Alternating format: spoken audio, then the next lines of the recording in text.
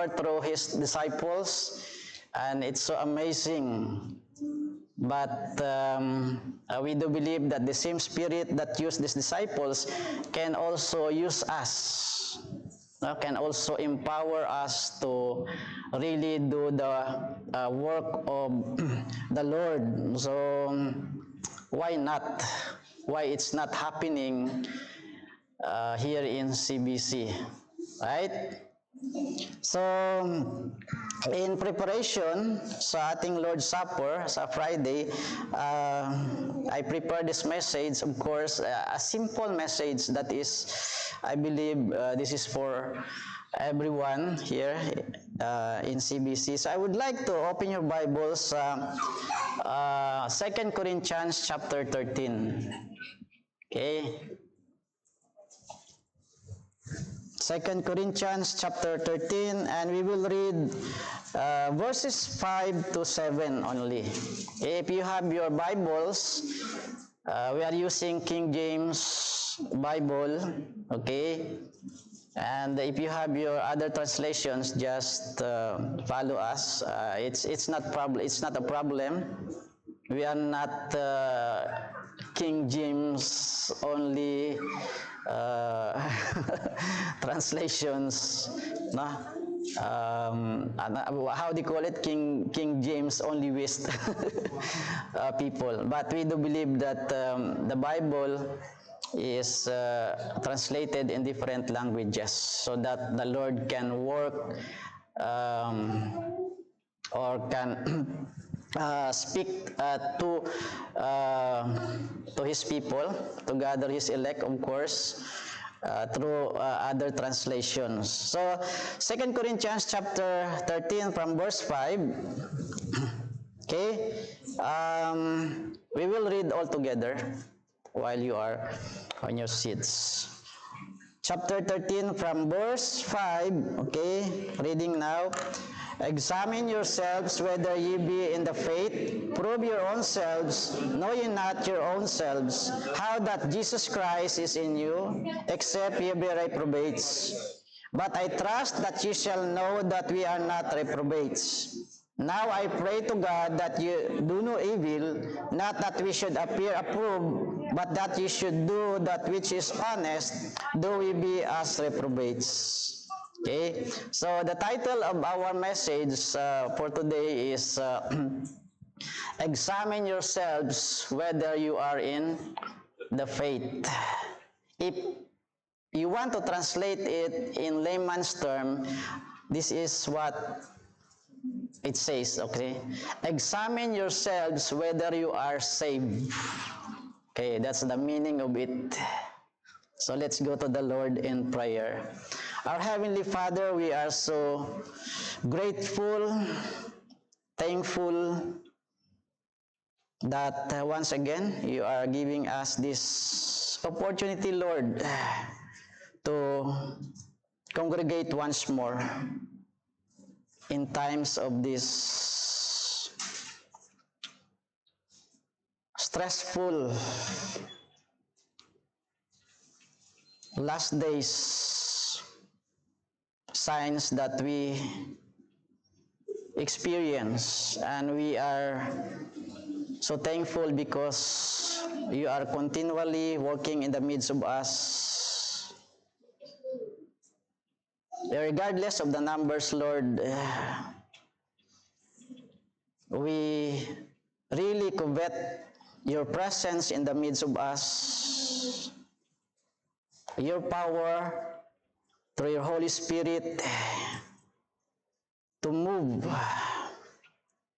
once again in the midst of your church, and even, Lord, to our visitors online, everyone that is listening right now, I do pray that you also enlighten them, encourage them, and if there is someone who have not a relationship with your Son, Jesus Christ, I do pray, Lord, that this message will enlighten and be a blessings to them, for them to understand and trust your Son Jesus Christ as their personal Savior. Even in our midst, Lord, to our visitors, to our children, to the members, we do pray, Lord, that the faith of everyone is a genuine saving faith. And we do pray that your name may be exalted in the midst of us. Bless the message, Lord. Empower me. Help me to deliver it with clarity, honesty, and with boldness for your own glory. In Jesus' name, amen. Okay. So, actually, the passage that we read is Apostle Paul's answer to those people in the Corinthian church who question his apostleship. Okay? And of course, you know, the church in Corinth actually was established during the ministry of Apostle Paul, his second journey, from Athens. He went to this place in Corinth. Corinth during the time was I believe, the capital of Achaia under the Roman province. And here, Apostle Paul reached this place, and this place was so progressive. It is a good military strategic place and commercial for trade. And this place is actually full of idol worship. Okay? But by the grace of God, and the Apostle Paul, since he is the apostle to the Gentiles, we do believe that really directed by God to reach out this place and preach the gospel. And we can find the story of Corinthian church in Acts chapter 18. Okay? So this is during the second missionary journey of Apostle Paul, and there were synagogues in this place. And since the Lord says that salvation is to the Jew first and then to the Gentiles, so in every place where the synagogue is, or the gathering of the Jews, so Apostle Paul being a Jewish, so he went to the synagogue to teach, to preach, or even reason out. And you know, the theme of his message is only Jesus Christ crucified and raised from the dead. Okay? See, he always preached the gospel, or the good news of salvation. So you can find that in Acts chapter 18, and in his ministry in this place, now this Corinthian church was established, and he taught these Christians for 1.5 years. So 18 months he stayed in Corinth, and really these Christians, we can say that they were taught by one of the greatest Christian teachers in the history. Okay, if not the greatest Christian teacher in the history, none other than Apostle Paul. So we know that how Paul was trained under the foot of Gamaliel, and how he got saved on the road of Damascus, and how the Lord empowered him and used him to reach out the Gentile world, okay? Because that is primarily the ministry of Apostle Paul. He is an apostle to the Gentiles. So the church in Corinth was made up of both Jews and Gentile people, okay? So the members of Corinthian church actually are gifted Christians, okay? They have these spiritual gifts. They have, when it comes to educational background also, they are intelligent people, okay? And, but in spite of being taught for 1.5 years by a good teacher, the result in the life of these people are, we cannot say that it's not a promising result, okay? Although the Lord did not disown them, the Lord really owns them and called them saints. But the behavior of Christians in Corinth are not God glorifying. So if we are going to study and assess the behavior of these Christians, so there are a lot of problems in this church. We can say that all the churches that are established during this time, like the church in Corinth, in Philippi, in Galatia, in Macedonia, in Ephesus, this church is very problematic church. Name the problems, you can find this in this church, okay? So do not expect that if you are a member of the church or inside the church, all your problem will be gone, okay? There will always be a problem because we have an enemy, who is Satan, who will always wanted to hinder the work or the ministry of the Lord and destroying the testimony of a church or a Christian so that the ministry will not be effective. Okay, so Satan is with his, we call it the minions, and his soldiers are also, we can say, they are also scattered, and around the world. And if you think that Christians are, or the church are spared for the attack of the devil, it's not,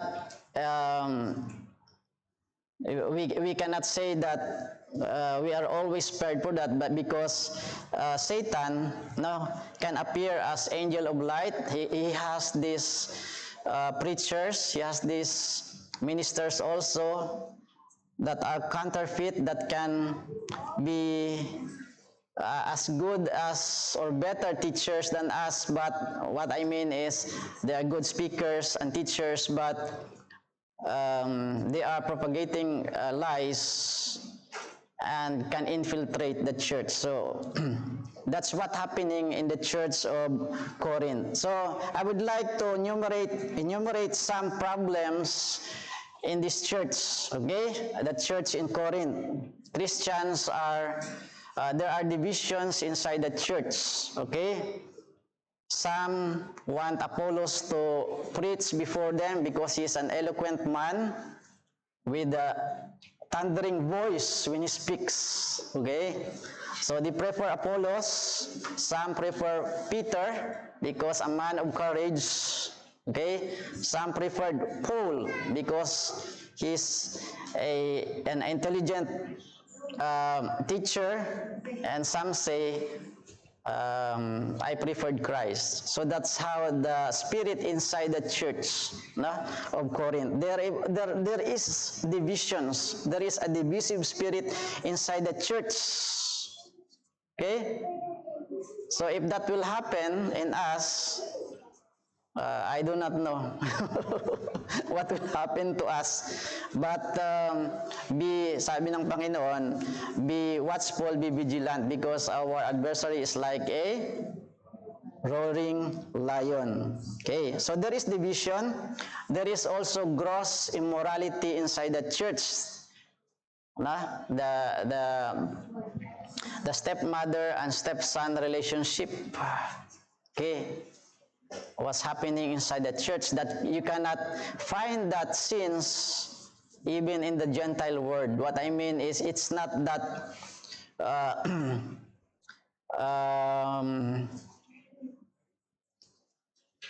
public, okay? But inside the church, it's happening. Can you imagine inside the church, no? It's a gross immorality. And there are also believers that were taking each other to the court. Okay, sa korte na lang tayo magkita, okay? We see you in the court regarding these things, maybe about the properties, okay? Also marital problems of the members, in chapter 7. And a very common thing that is happening in the church, in their food fellowship, okay? In their food fellowship. You know why? There is Jew, there is Gentile, okay? Jewish people have this preference when it comes to food. Gentile people, they eat everything as long as they offered before the Lord. Okay, so if you put that on the table, there will be cross-cultural, we call it, problem during the food fellowship. So these are the problems. Also the women's involvement in worship services. Okay, women wanted to be preachers, which is forbidden by the Lord. Okay, women can lead women, but women should not lead men, especially in the church. So you can find that in these two books, the first and the second Corinthians, written by Apostle Paul. Because of these problems that happen in the church, that's why we have that letter to address the issues in the church. So thanks God, no? Because of the problems that happen to them, we have that letters. And what else? Abuses in the Lord's Supper. Okay? During the Lord's Supper, there are that spirit, divisive spirit, that one taking up another food. Some are or were drunk. Okay, some were drunk during the time, no? Before taking the Lord's table. So we really believe that wine is essential in the Lord's Supper. Okay, the blood or the cup, no, being used symbolizes the cup. Misuse of spiritual gifts, okay, is there also. And of course, why we have 1 Corinthians chapter 13, because these people are serving the Lord without love. Okay? So that is the main problem. No, they do not love the Lord. Actually, they want show off only, and they do not love the brethren. That's why Apostle Paul addressed that issue inside the church. Giving without love also. So also Apostle Paul addressed that in 1 Corinthians chapter 16, okay? Because Christians are obligated to give rather than, what I mean, they set the percentage and oblige Christians to fulfill it. Okay, so Apostle Paul addressed it that Christian giving is a grace giving. What you purpose it in your heart. Meaning to say, in your giving, you have to worship the Lord even in your giving. Okay? It's not a force issue when it comes to giving. Okay? It is a grace giving. So, when Paul rebuked and corrected the church in Corinth, actually, most of the members repented. Okay? And then Apostle Paul says, godly sorrows bring repentance. Okay? Godly sorrows. That's what happened to the Corinthian Christians. Most of them believed the letter of Apostle Paul, but since there are still few that are influenced by the Judaizers, because whenever Paul put up the ministry, his kababayan or countrymen, which is the Judaizers, follow him and oppose his teaching and taught the Christians. So, there were few that continued to oppose Paul in Corinth, to the extent that they questioned Paul and his apostleship, telling that Paul is a false apostle. Okay? And I would like you to open your Bibles again sa text natin sa 2 Corinthians chapter 5, and it is mentioned there in verse 3. In verse 3. Okay? Why Apostle Paul challenged these Corinthian Christians to examine themselves whether they are saved? Because of 2 Corinthians chapter 13 and in verse 3 says here, "Since you seek a proof of Christ speaking in me." Okay? Because we do believe that Apostle Paul was an apostle born out of due time, when the Lord Jesus Christ met him on the road of Damascus. So, even those events that happened to Apostle Paul were questioned by these professing Christians inside the church. So this is Paul's answer to their question. Okay, the verse 5.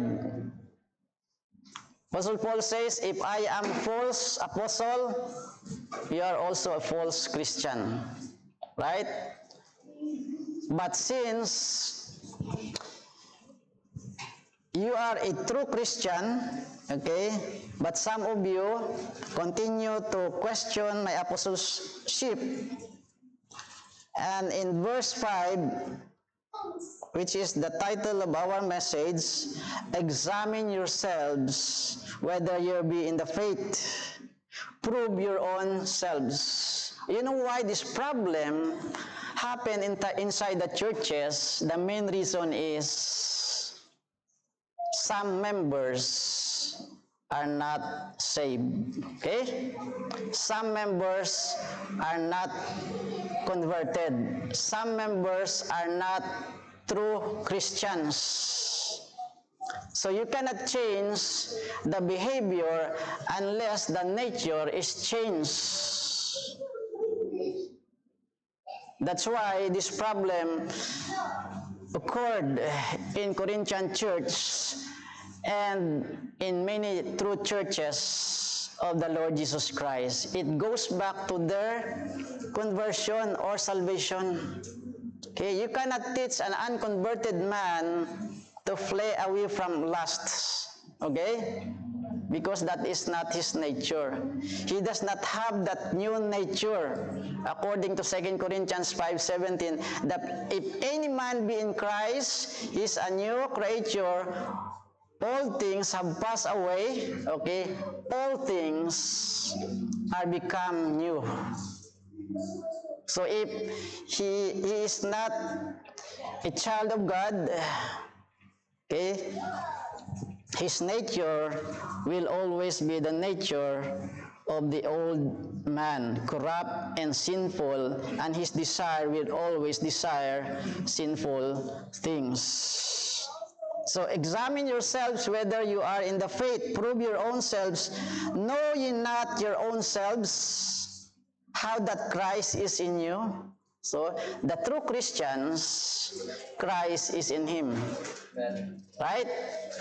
If you are a true Christian, you are the temple of God, and the Holy Spirit dwells in you, Christ dwells in you, the Father dwells in you. Amen. Okay? So, I would like, that is the introduction because I summarize the history of Corinthian church. I hope you get the point, no? And I would like to give you 3 things for you to examine yourselves if you are truly saved, if you are truly born again, if you are born in the family of God, if you are truly children of God, if your faith or saving faith is genuine before the Lord. So, if someone will ask you, okay, are you a child of God? And how you prove that you are a child of God? How you show them that you are a child of God? Okay?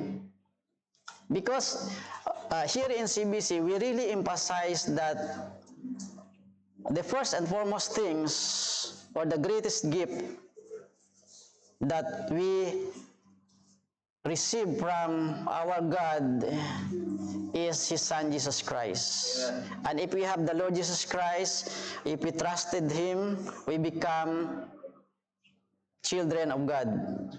Yeah, right? John 1:12, as many as receive Him, to them give He power to become the sons or children of God. So the moment a sinner like you and me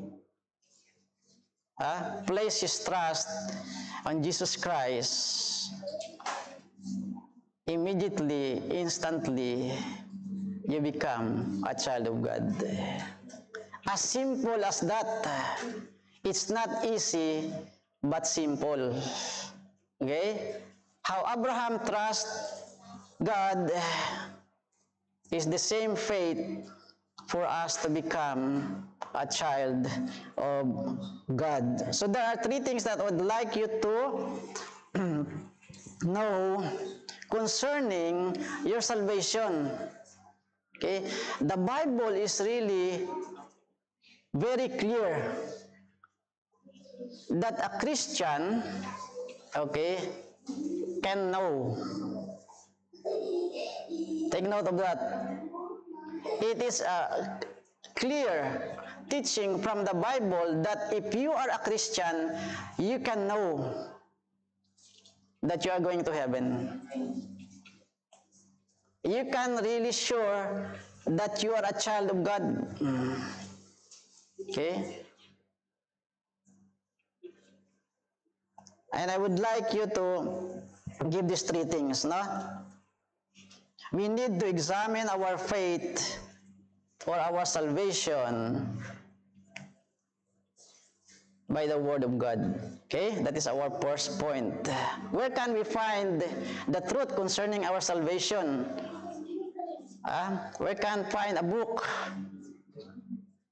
that teaches the real salvation, but the Word of God. Okay? The Bible. In 1 John chapter 5 from verse 11, okay, we can know.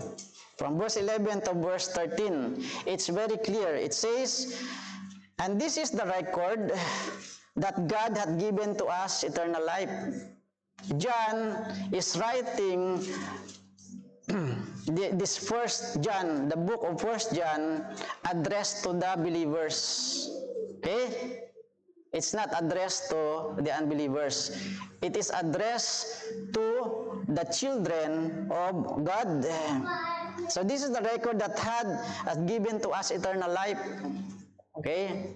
The record means the black and white statement that the Lord given to us, that all the believers have eternal life. Okay?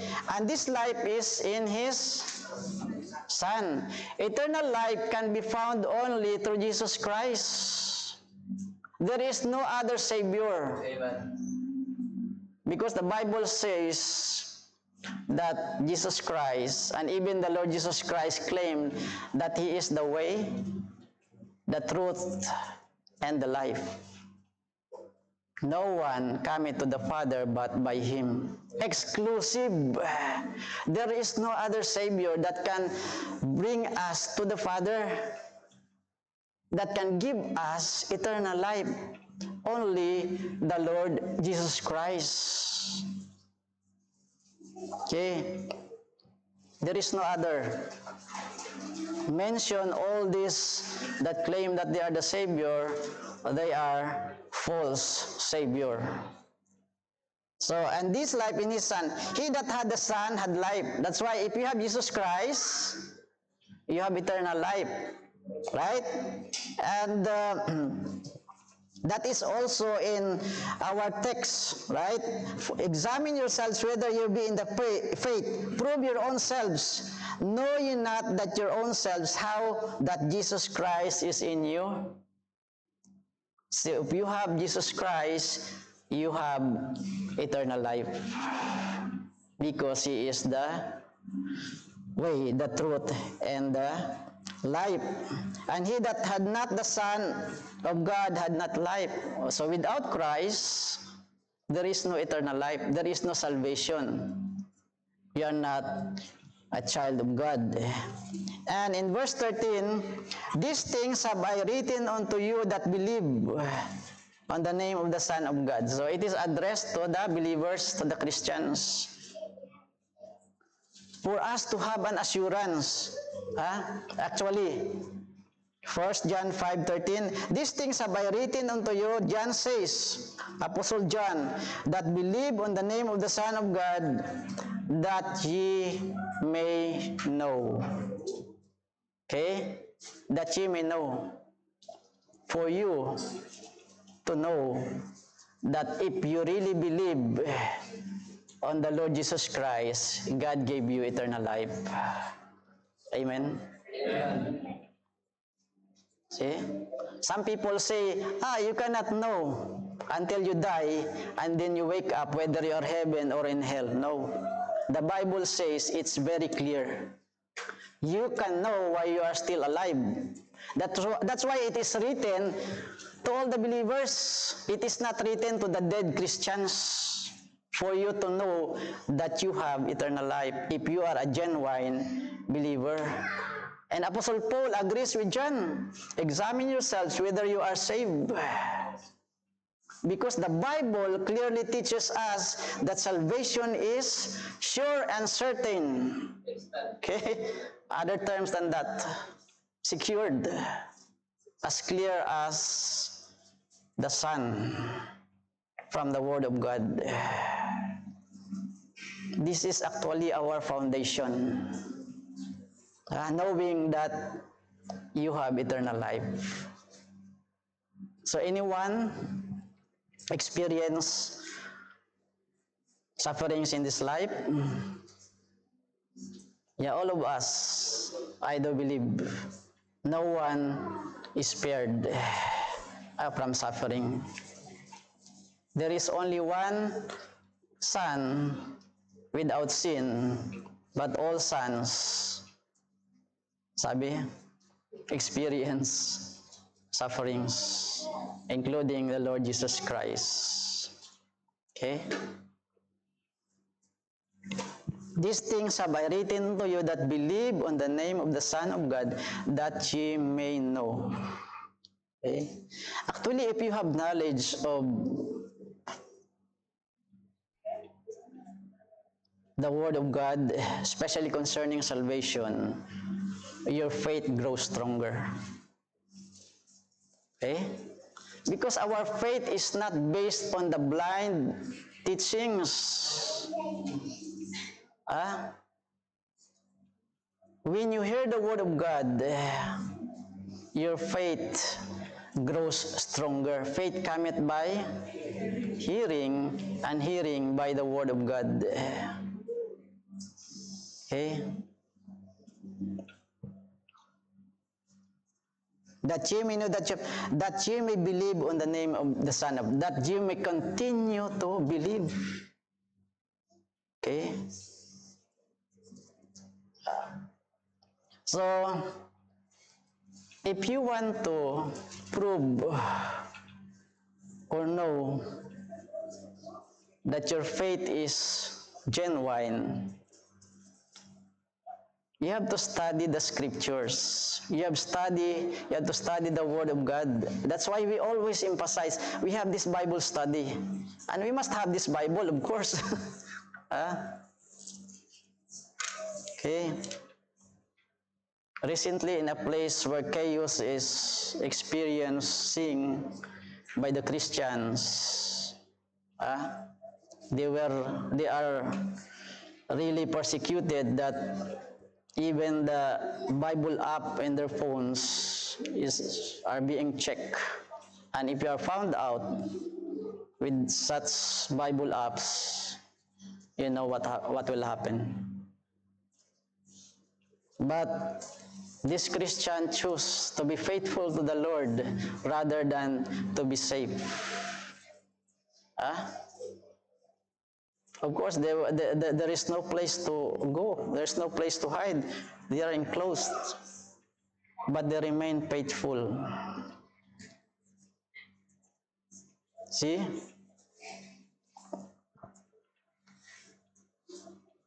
They love the Lord. They really believe what the Bible says. Even they are the minorities of the minority. The place. It doesn't matter if you are alone, standing before God.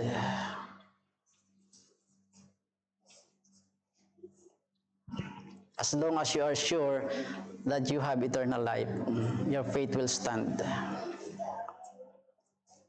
Okay? That's why a Christian without the Bible is like a Corinthian Christian, actually. It's just a professing Christian. We cannot live as Christian. We cannot live without the Bible. As a newborn babe, that is the desire of our heart. It's like a milk for us to grow. Right? This is our food. This is our sustenance as Christians. You know, the ministry of Calvary Baptist Church Dubai, it's not about just singing, standing, crawling, and all this. We teach people in order for them to have a sure and strong foundation. So that when the problem arises, you're still standing strong, of course, with the Lord, because He's there. So, for you to examine whether you are in the faith, you must go to the Word of God. Okay?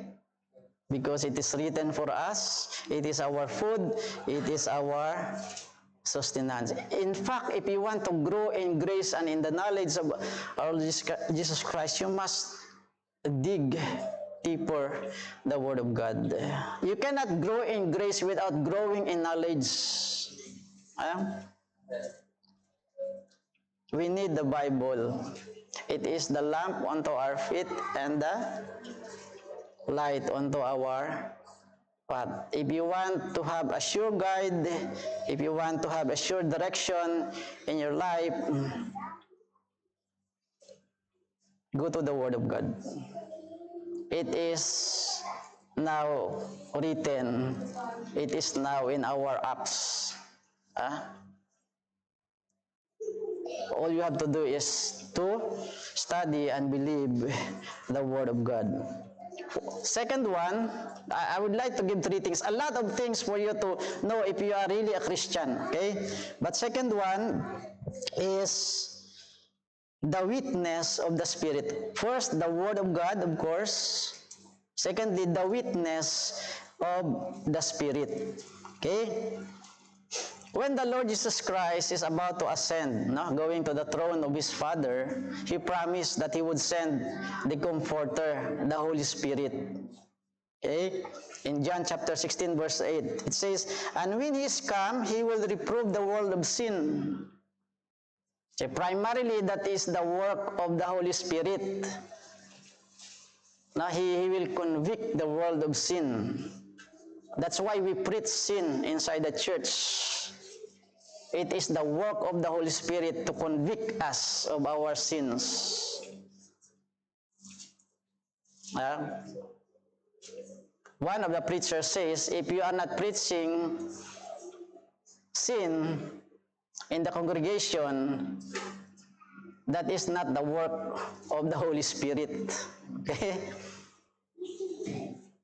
Because primarily, the work of the Holy Spirit is to convict us of our sin. We see the witness of the Spirit through His Word, through the message that we deliver. Okay? So, in Romans chapter 8, from verse 14, "For as many as are led by the Spirit of God," okay, they are the sons of God. True children of God are being led by the Holy Spirit. Okay?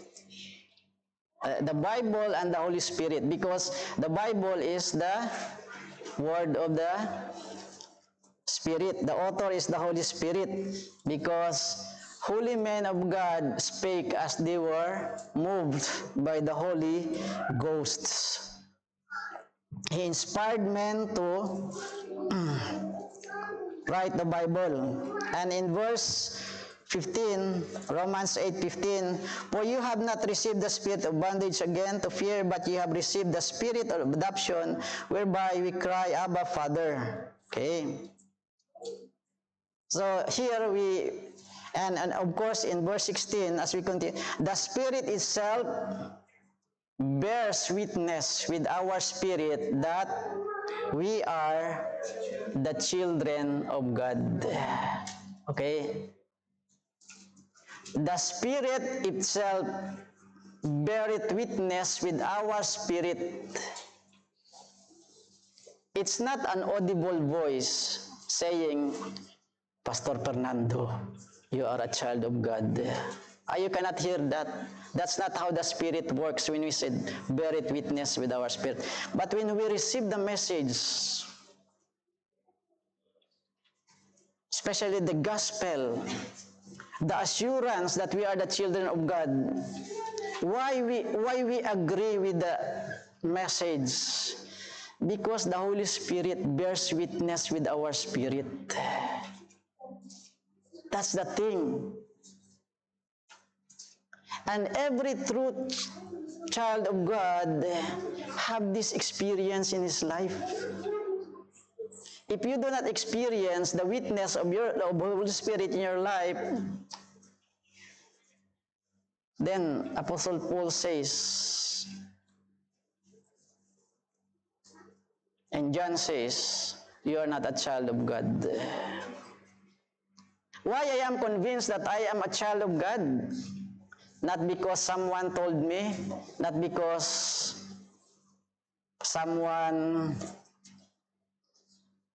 encouraged me or forced me, but because of the witness of the Holy Spirit.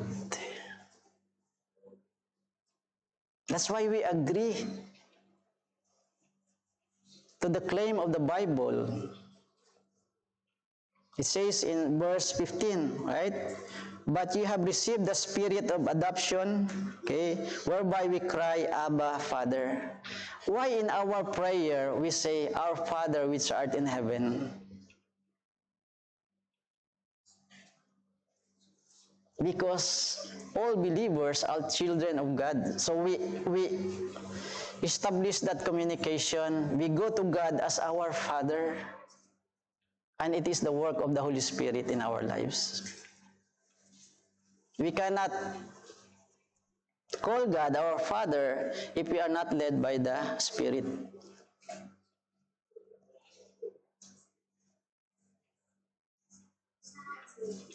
I hope and pray that everyone experience the witness of the Spirit in your life.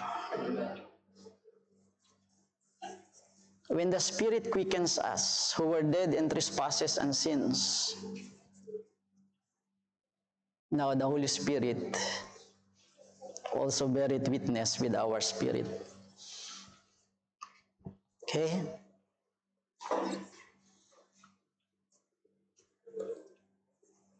So we have the Word of God, we have the witness of the Spirit in us.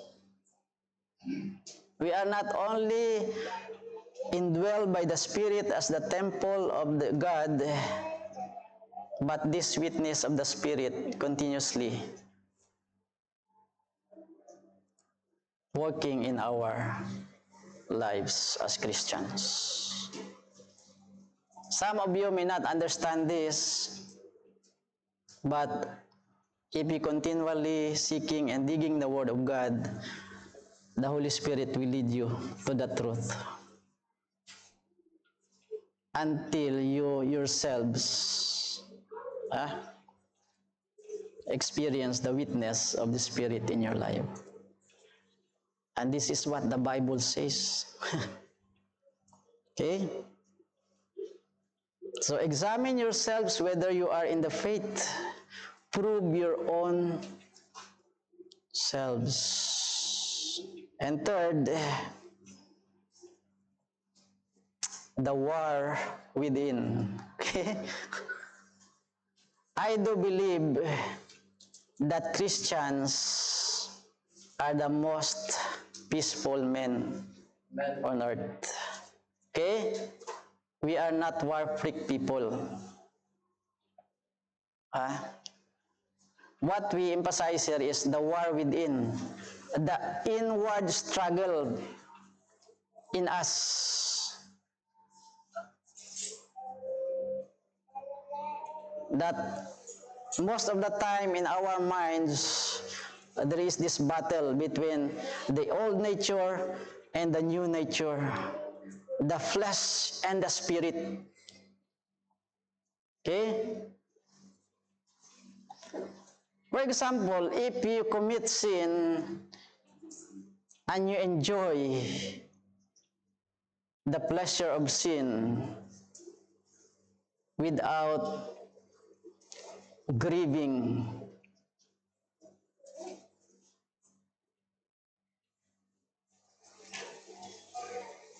that is a big question mark to your salvation. There is pleasure in sin, okay? Which Moses did not enjoy in his ministry. He chose rather to suffer with the people of God than to enjoy the pleasure of sin for a season. Okay.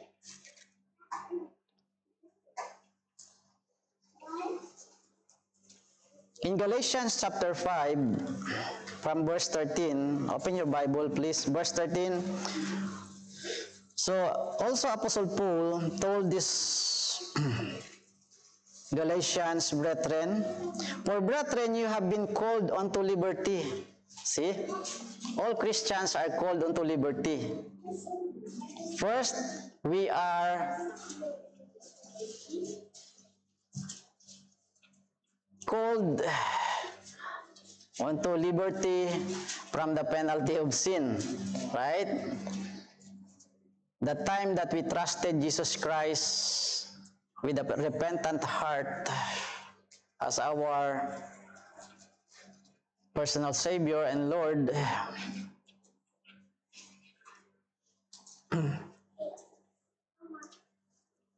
we are free from the penalty of sin, which is eternal punishment in the lake of fire. Okay?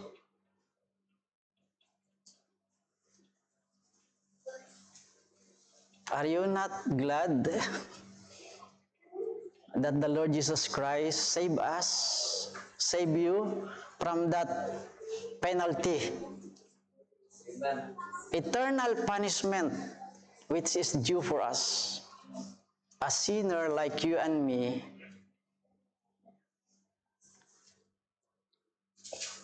that's supposed to be, we will suffer in the lake of fire for eternity.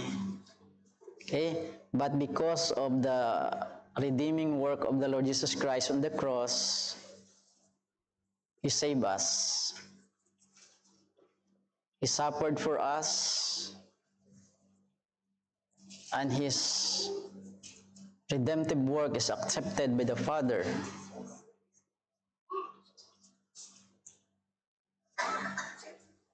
So He saved us from the lake of fire, which is, that is the wages of sin, or the penalty of our sins. But as Christians, we are called unto liberty, meaning the Lord is continually saving us from not the penalty, but from the power of sin. Okay?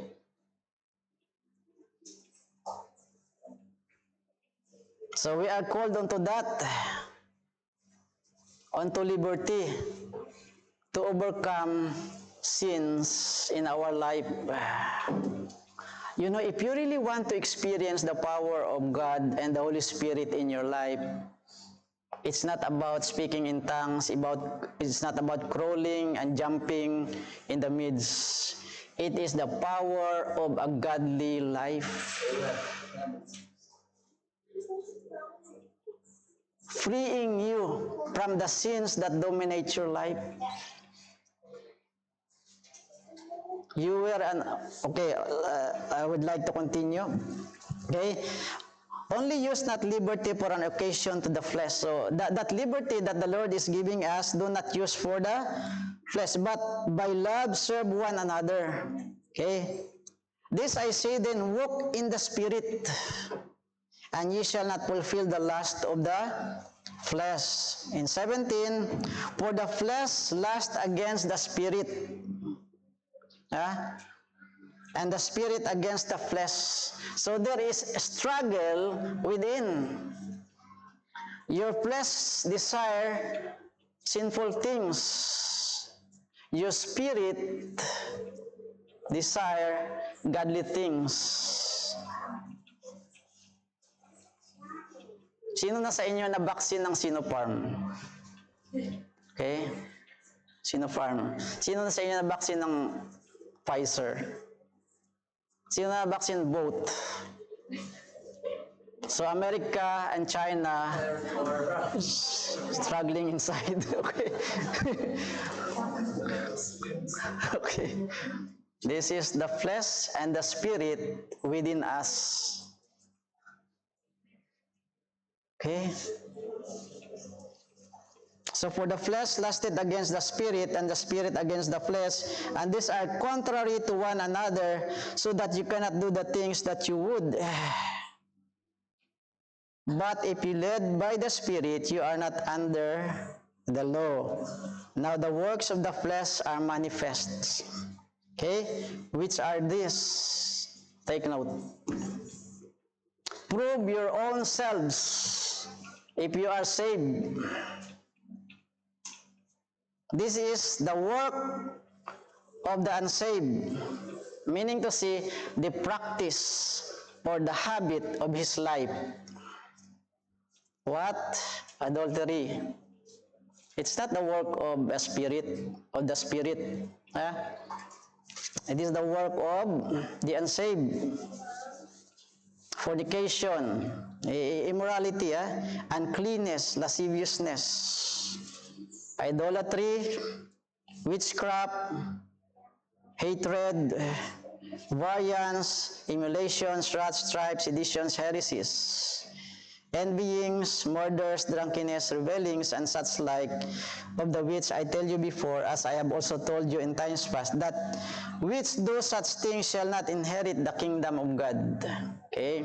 Even you profess that you are a Christian, even if you do the ministry of a Christian, even if you give everything for the work of the ministry, if these are the habit of your life, all those things are wasted work of the flesh. You still cannot inherit the kingdom of God, and when you die, surely you will go to hell. I'm not saying that if you sin this sin, you are eternally condemned. No. Sin can be forgiven if you confess it before the Lord, if you repent of your sin and turn from sin to God, then there is forgiveness. But if it is still the habit of your life, that's the difference. See the difference? The Lord is so gracious and full of loving kindness, but He does not tolerate sin, the life of even the unbelievers or the believers. Okay? So this is the work of the unsaved. This is the life of the unsaved. The sins that are mentioned here, the practice of his life. But the work, the fruit of the Spirit is love. Okay? It's not lust, Love. Okay? It is sacrificial, of course. Joy. See? Although there is war within, if we walk in the Spirit, we experience joy. And God promised us the fullness of joy in this life. Right? Peace. Although there is war within, true Christians walking in the Spirit have peace. A lot of problems, a lot of these things inside and outside. Christians can sleep, deep sleep.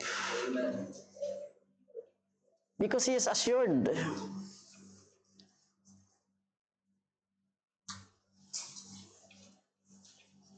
Long suffering, gentleness. Okay?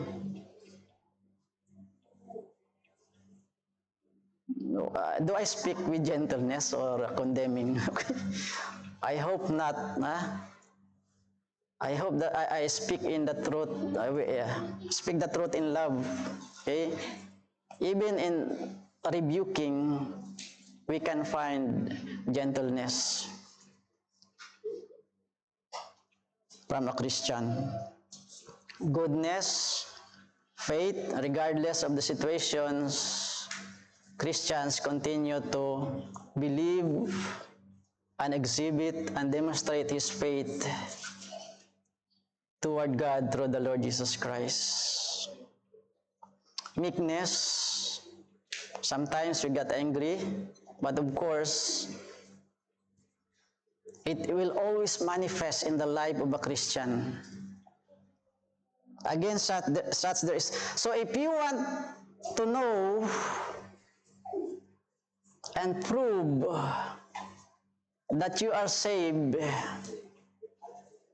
this fruit of the Spirit must be seen in you. Okay? But if your life is in the opposite, it shows that you are a reprobate. You only profess. And that is the most dangerous thing that you ever have in your life. Can you imagine you are here every Friday, you are giving your tithes and offering, you are doing all this in the name of Christ, but deep inside, for your own glory. Okay? See, Christians, brethren, and friends, we are very much concerned about your soul. That is the ministry of Calvary Baptist Church Dubai. We do not deceive people here to serve the Lord. It's not about money. It is about God. It is about the soul of man, which is the most precious thing or possession that you have. For what shall it profit a man if he gains the whole world but loses his own soul? See? That is a real ministry. If I am only motivated by money, I will not stand before you. I can go to work and do overtime 2 times every shift and find money.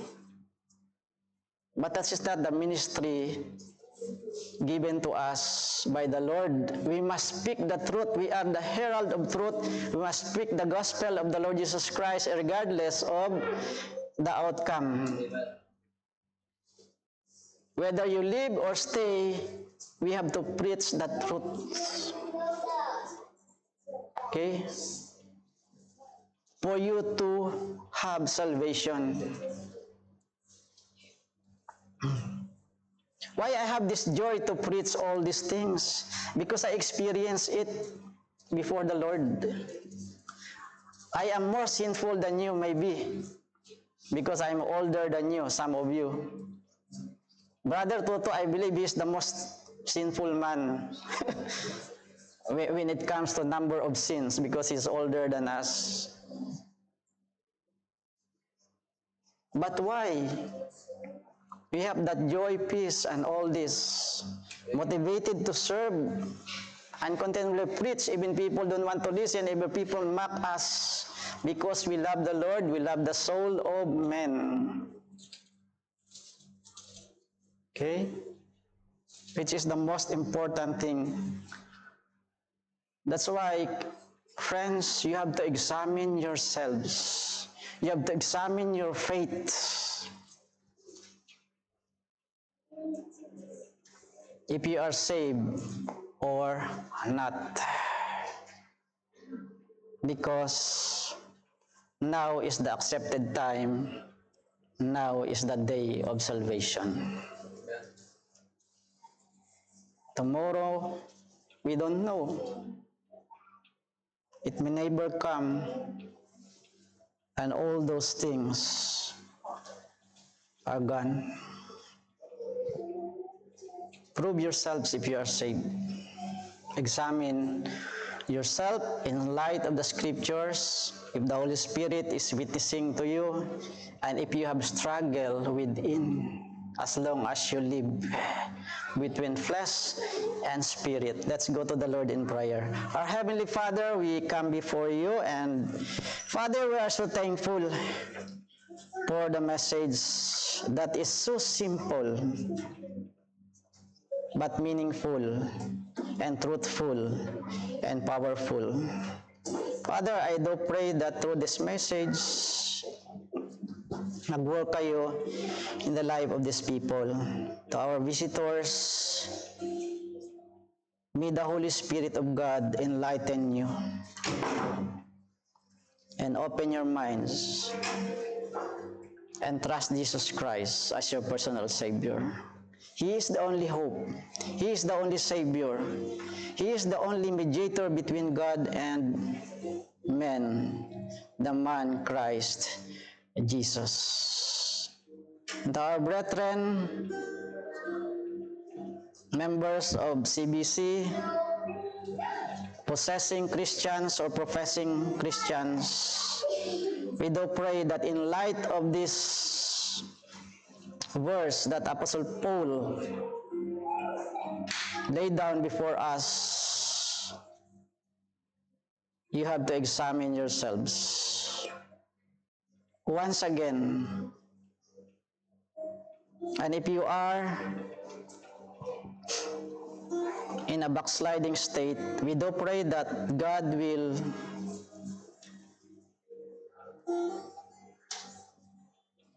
turn you back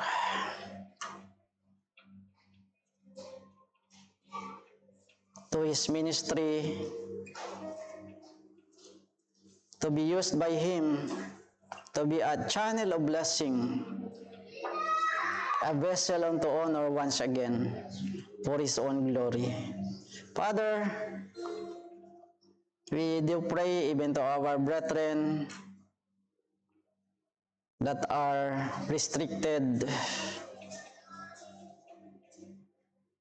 public worship. We continually pray for them. May this message also will revive them again. Father, of all these things that we hear, we know that we have committed many mistakes before you. Forgive us and cleanse us, Lord, and use us once again. Father, we do pray that your Holy Spirit will continue to move in the midst of us, to sanctify us, to empower us to become once again effective witnesses in this place. From this pulpit and to the pew, we ask your workings, your hand to bless us once again. In Jesus' name, amen.